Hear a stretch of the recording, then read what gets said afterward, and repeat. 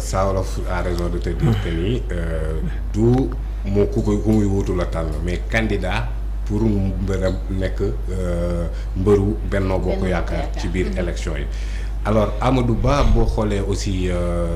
posture am depuis un certain temps di nga xam ne bu du ma ne candidat par défaut mais Macky Sall dafa mel ni dañoo wañ loxoom imposé ko Amadou Ba xoolal un peu trajectoire u Amadou Ba depuis un certain temps bi ñu demee. wañ loxoom nga wax de. waaw je vais le démontrer. Vas-y. parce que bi ñuy dem élection 2017 d'abord. Législative Amadou Ba tête de liste à Dakar presque gars yi gagné nañ communes yu bari ci Dakar mais dañoo pertoon parcelle. alors en 2019 la même chose la coalition dafa perte Dakar mais depuis lors Amadou Ba boo xoolee dafa mel ni ku jël yoon bi président Macky Sall jëloon entre 2009 ba 2012 dafa def tekk doo ko gis ci média bi muy dóorante ay coups doo ko gis tamit ci chéquier politique bi muy teg ay schéma mais à chaque fois def na tekk mettre nañ ko au frigo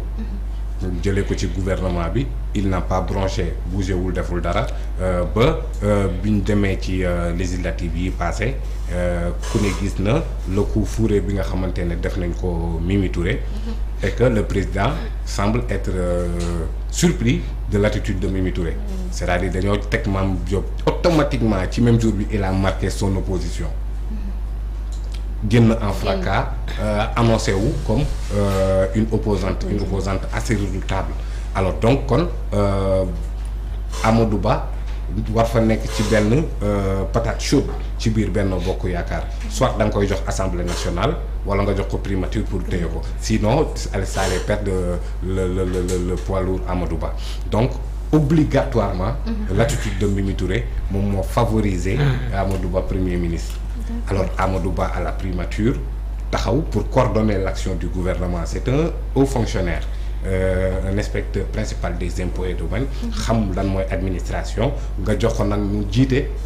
l'administration parce que premier ministre c'est le chef de l'administration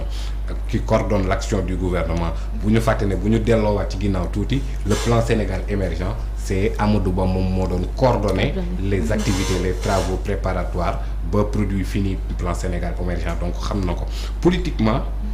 Amadou Ba cocktail du Sénégal politique la d'abord ci parti socialiste la gën a yàgg il a fait le socialisme presque carrière am politique am li ci ëpp parti socialiste il a été conseil municipal au temps du maire feu Mamadou Diop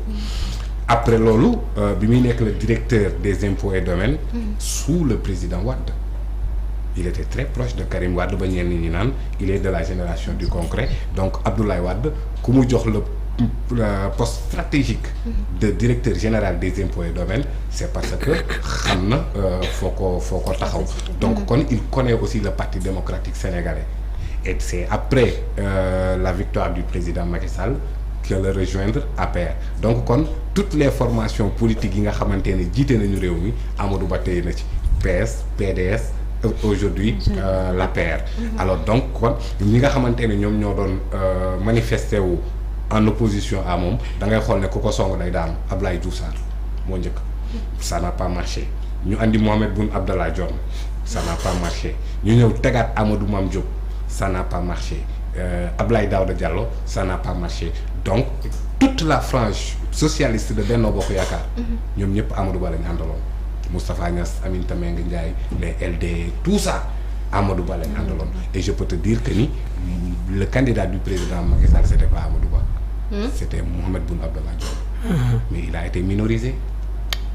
Comment ça? Macky Sall a été minorisé dans sa propre coalition. xanaa looloo tax mu yéex a annoncé kan mooy doon candidat bi. Exactement D'accord. parce que moom il misait sur Mohamed Boun Abdallah Dionne ñeneen ñëpp étaient en faveur de Amadou Ba. Amadou Ba. Donc à cela s'ajoute benn lobbying international bu intense en faveur de Amadou Ba donc kon man li ma gëm mooy président Macky Sall bi mu nee bokkuma dañoo wañ loxoom moo tax bokkul wañ loxoom mu bañ a bokk. wañ daal loxoom moom mu lépp teg dañuy weñ loxoom rek. fii mu toll situation dañoo wañ loxoom bokkul wañ loxoom imposé ko Amadou Ba moo tax ma ne c'était le candidat qui s'impose au président Macky Sall moom Amadou Ba donc maintenant il a ses atouts ça il faut le reconnaître nee naa la c'est un commis de l'État ku ko gën a xam administration sénégalaise bariwul parce que c'est tout ce qu'il connaît en tant que haut fonctionnaire mais tamit l'appareil de Benno Bokk Yaakaar maîtriser na ko sauf la locomotive de Benno Bokk Yaakaar APR il ne maîtrise pas APR boo xoolee nag actuellement front yu bëri ça vient de l'APR gisoo benn candidat parti socialiste bu jug contesté Amadou Ba gisoo kenn ci AFP ku jug contesté Amadou Ba mais toutes les contestations viennent de l'APR et c'est normal APR ñu ngi ko sos fin 2008 début 2009 Amadou Ba est venu presque dans l'APR en 2014-2015 donc c'est un militant de dernière heure comme pour dire te ñoom seen dañoo gëm authenticité waa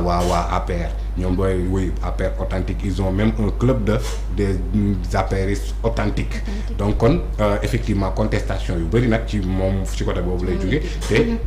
am na ci contestation yoo xamante ne c'est inéluctable mënul dañ parce que nee naa la moment bi nga xamante ne président Macky Sall mi ngi génn ci biir PDS ñi nga xamante ne ñoom ñoo àndoon ak moom nekk ci biir administration ku mel ni Abdoulaye Daouda Diallo c'est Amadou Ba qu'on avait utilisé pour combattre Abdoulaye Daouda Diallo Amadou Ba moo mettre ADD au frigo et il allait même écoper d'une affectation punitive dañ ko naroon affecté Tamba wala Kédougou mais entre les deux tours le régime a tombé et le régime bi nga xamante ne moom la Abdoulaye Daouda Diallo doon jàppale moom mu ci jël ndam bi parce que Abdoulaye Daouda Diallo boobu mu ngi doon jàppale Macky Sall Amadou Ba mënul woon comprendre loolu donc le régime libéral du président Wade ci Amadou Ba boobu la jaaroon pour di xeex ak ADD loolu tax ñoom ñaar actuellement mënuñoo ànd d'autant plus que même bi Amadou Ba di jël la tête du gouvernement ADD ne voulait pas intégrer le gouvernement proposé nañ ko ci poste bu nekk